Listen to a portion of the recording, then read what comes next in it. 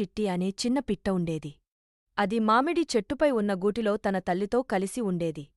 ఒకరోజు చిట్టి తల్లి జబ్బుపడింది. అది ఆహారం తేలేకపోయింది. చిట్టి చాలా బాధపడింది. అమ్మా, నువ్వు విశ్రాంతి తీసుకో.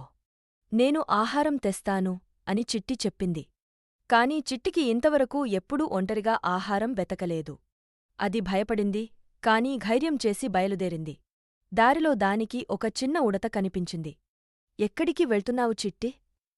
అని ఉడత అడిగింది. మా అమ్మ జబ్బుగా ఉంది. ఆమెకు ఆహారం కావాలి అని చిట్టి చెప్పింది. నా దగ్గర కొన్ని విత్తనాలు ఉన్నాయి. తీసుకెళ్ళు అని ఉడత ఇచ్చింది. తర్వాత ఒక చీమ కనిపించింది. నా దగ్గర కొన్ని ధాన్యాలు ఉన్నాయి అని అది కూడా సహాయం చేసింది. ఒక తేనెటీగ కూడా కొంచెం తేనె ఇచ్చింది. చిట్టి ఆహారంతో గూటికి తిరిగి వచ్చింది. తల్లి చాలా సంతోషించింది. నువ్వు చాలా ధైర్యవంతురాలివి, నా బిడ్డా అని తల్లి చెప్పింది. కొద్ది రోజుల్లో తల్లి కోలుకుంది. ఉడత, చీమ